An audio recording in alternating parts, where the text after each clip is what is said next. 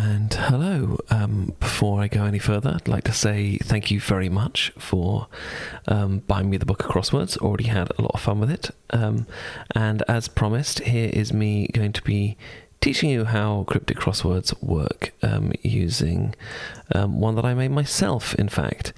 So if we look at this here, if I'm just going to copy over a copy of the grid that has the question numbers on it, so that you can see how this works.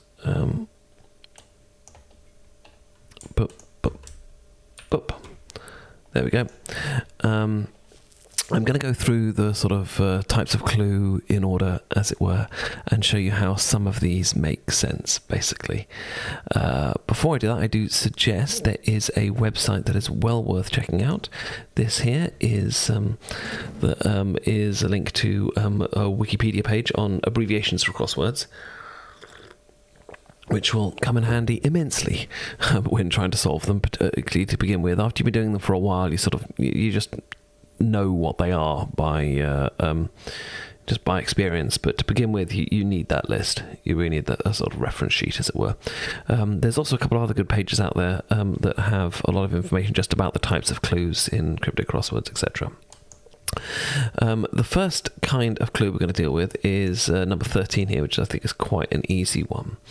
The type of clue that's going on here is an anagram clue. Now, in any cryptic crossword, there are two parts to the clue, essentially. In a normal quick crossword, you just get a simple definition, but in a cryptic one, you get the definition and then a cryptic hint to it, or usually you get, or either sometimes it's the cryptic hint and then the definition, but the definition is almost always at the beginning or the end. The definition may be a bit out there, though, sometimes. This one, however, is quite easy. If this was a cryptic crossword, then the clue would just be chair, basically, for. And the answer right here is seat. Like I say, it's an anagram clue. The definition here is the word chair, and the cryptic is eats dodgily. Dodgily is a word that tells you there's an anagram going on, basically. And eats is an anagram of the word seat. There you are. So there are a lot of different words that crossword setters will use to indicate anagrams. Drunkenly, messily, messed, sadly, anything that could in some way mean messed up or different or something like that could be indicating an anagram. The real secret to working if it's an anagram or not is to look at the number of letters there are in the clue. In this case, there's 4, and we have a 4-letter word here. It might be one that's significantly longer, and we have a lot of other, and we have several other words that string together, but by counting the letters, we can work out, if it's going to be an anagram, these things make an anagram perfectly. So, another type of clue that you get quite a lot and is quite easy to get your head around is called a hidden words clue, and we've got one of those here in number 32. Vex American hiding test. Again, if this was a quick cryptic, it would just say test. That's and the answer is right here, exam. As you can see, if we went to the actual thing here, that's 32. But yeah, because I was doing this in a spreadsheet, it doesn't let me do letters and numbers, go figure. Or if it does, I don't know how it works. But exam being the answer, and hiding here is the word that's telling me, again, this is an indicator word that's telling me what kind of clue it is. Hiding is telling me that that there's a word hiding in the other words. And as you can see, exam is hidden inside the words Vex American high, and that is a word for a test.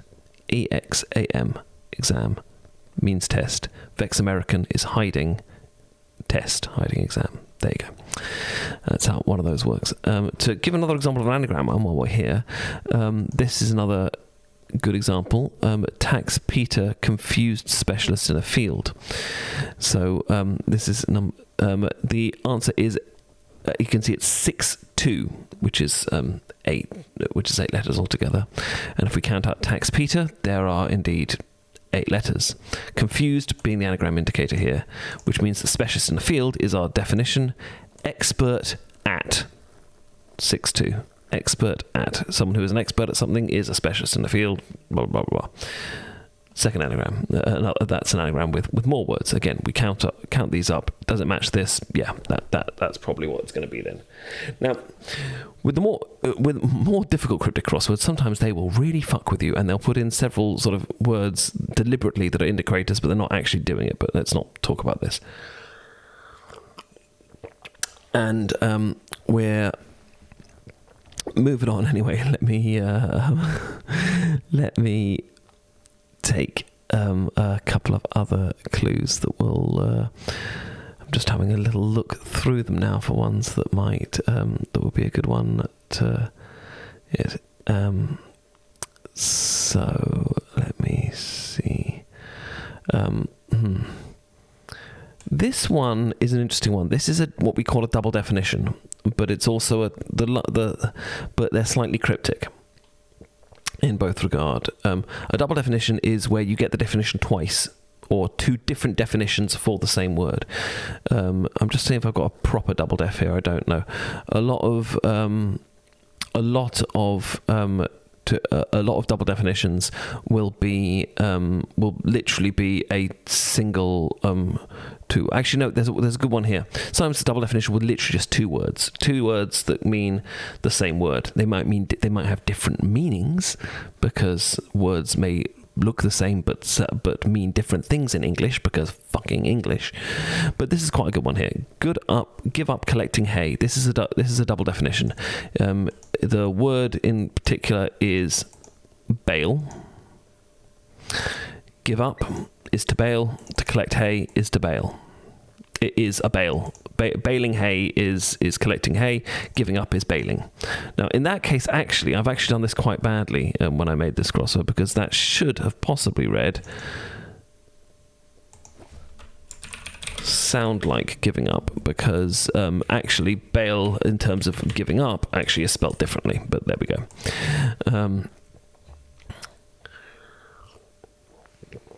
So there we are. That essentially double definition, both being the same thing.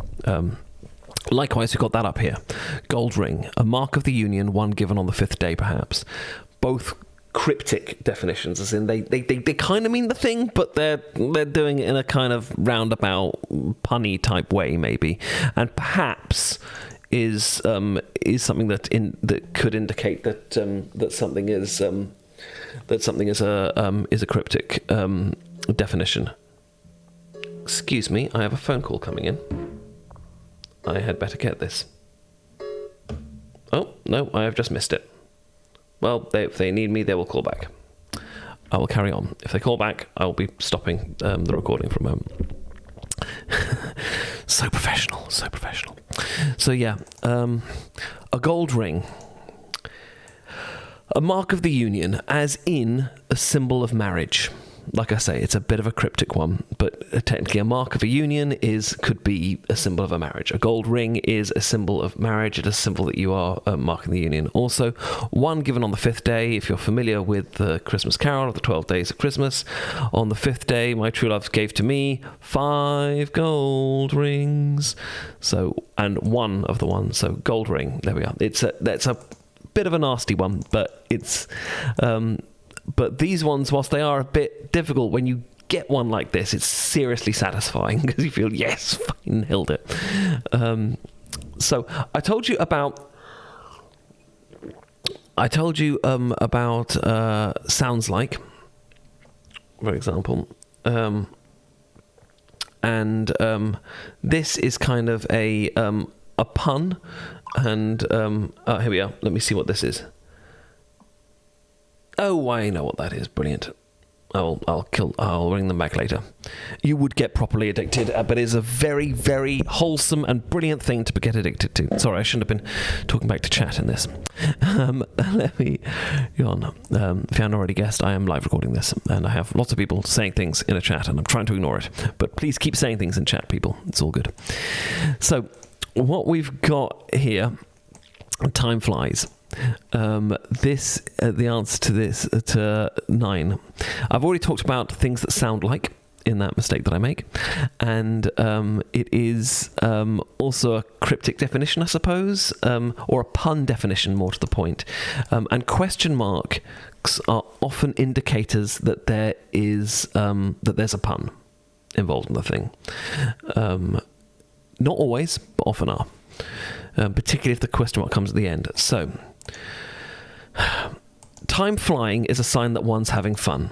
Time flies is a sign one has fun. So that's the definition right there. That's a straight up definition. And then what we hear a hallucinating herbologist sees, question mark. Time flies. It's a pun. We hear says that it sounds like, because of course time the herb is spelled Thyme. So, and we don't have Thyme here, we have time as in time, Time. But the hallucinating apologist is seeing their time flying. Time flies. It like I say, pun definition, with one of those sounds like I say. Okay.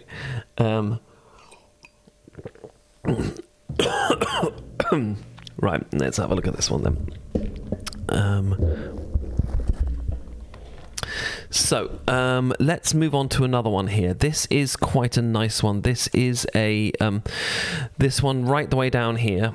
Speed up folk music, 34. It's the last down clue, and it is. I'm quite a fan of these ones. This is an indicator of something being backwards, and it's speed up folk music. The answer is trad. Okay, I've got another call coming in. I am going to get this now. Entomon. No, I said it. Okay, right. Let me just get this, and I will. Nope. I've missed that one as well. Apparently. Oh dear. Don't know what the hell that is. Oh, I think I know what that might be actually. Okay, no, we're good. Anyway, don't worry, we're good. This is not a very professionally made video, but I don't care. Fuck it, we're having fun. Let's enjoy ourselves. I'm quite sure that you are loving this, Screamy, watching this back. So, trad is the answer. Trad is slang word for traditional music, folk music, traditional Irish music in particular. You talk about trad. We're having a trad session right now. We're going to go see my friend. One of my ex-girlfriends played trad fiddle. That was her thing. I miss her. She was awesome. Anyway, but the clue is speed up folk music. The word trad backwards is dart. D-A-R-T is a word for speed. Speed as in the verb to be speedy. To speed, you dart. You can technically say in English, he speeds off. He speeds off down the corridor, or you could say he darts off down the corridor. So you've got a word that sort of means speed. Up, in this case, because it's a down clue, up can mean backwards. Other words you might see are back, repeated, mirrored, things like that. But if this is an across clue, up would not be, you wouldn't use up in there, but because it's a down clue, you can have the word up meaning backwards, because that's because it is literally going up. So we've got the word for speed, dart, goes up, and the answer, trad, folk music. There you go. I already put out here. I'm really freaking proud of this one. This is another one of the hidden clues. So, in word clues, and I've already highlighted it. The answer is ogre. Bilbo grew partly, escaping a beast such as this. So, escaping a beast such as this is the definition, as it were. But it's being used kind of in the context of the clue itself. Bilbo Baggins being a fantasy character, escaping a beast tells us it's probably a fantasy beast because the whole way that's phrased, escaping a thing such as this, blah blah blah. It puts us in the context of the rest of the clue, as it were. Partly is the word that told me. Is the word that tells me that one word is inside another word, and so the word ogre is inside Bilbo Grew. And if you know the Hobbit, I believe there is actually a point when Bilbo Baggins does escape an ogre. I could be wrong. He certainly escaped some trolls, but anyway. Let's see now.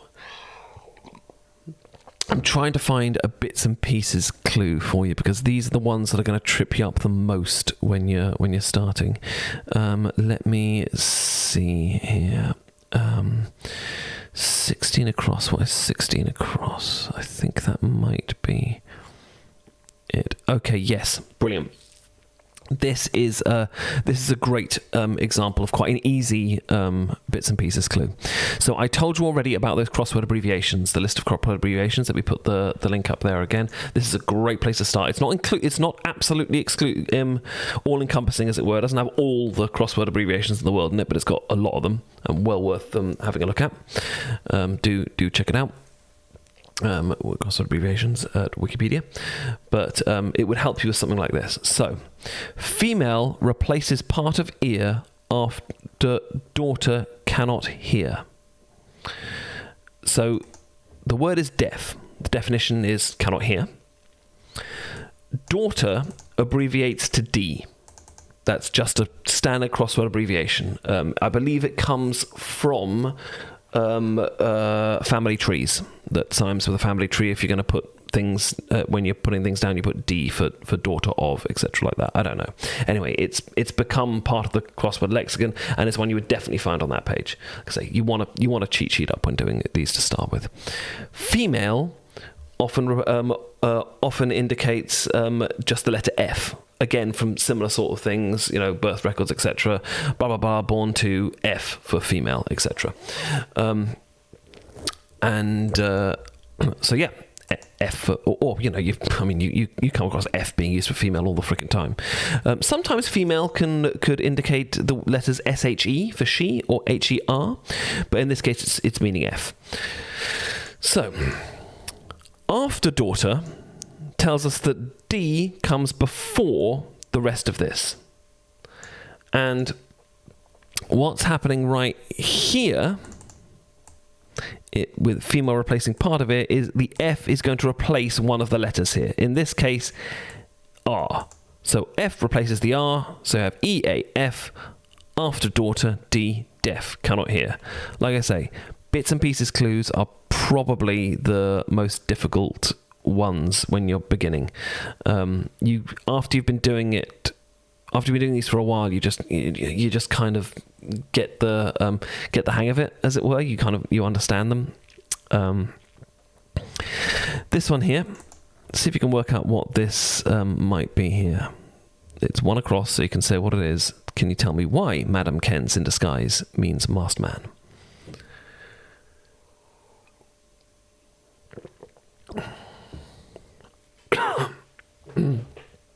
It is of course, it is an anagram.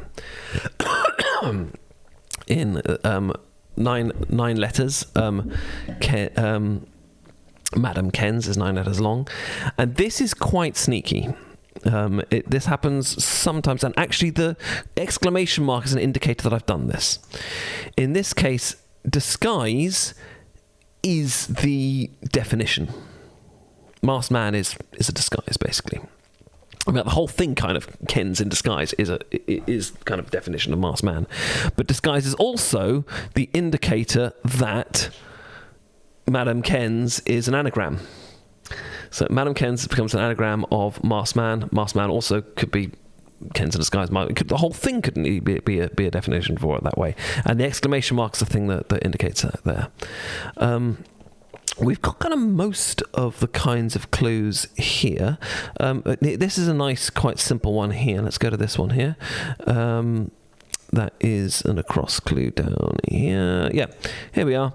Sausage cut in half like a chili pepper, perhaps. So And cut in half essentially means you're looking for half a word. Sometimes that will mean the actual word itself. Often it could mean a word like that word, but will be quite easy to get, basically. So in this case, the word that's cut in half is hot dog. Hot dog is a kind of sausage. I think we know that. Like a chili pepper, perhaps, hot. A chili pepper is hot, and in this case perhaps is indicating that a chili pepper is one of the things that this thing could refer to. Now the clue could be sausage cut in half, high in temperature, or something like that. That would essentially be the same thing, but as what a good cryptic setter, which I try to be, I'm not very good, I don't produce very many of them, will do is try and sort of make the clue make sense in context. So it would, sausage cut in half like a chili pepper perhaps could be something one could potentially say. You could actually imagine that being in some context a sentence that someone would say, maybe. So that's kind of how you do it. Let's see if there's any other little ones here that I should go over before we do this. Okay, yeah, this is yeah. I bloody love this, but it's a nasty one. Okay, it's the last across clue here, and this happens sometimes. Maybe you'll get something that kind of refers to some sort of something you kind of need to know about, as it were. So Pavlova is the person who wrote Swan Lake. Or actually, no, I think Pavlova is the ballerina most known for playing Odette in Swan Lake.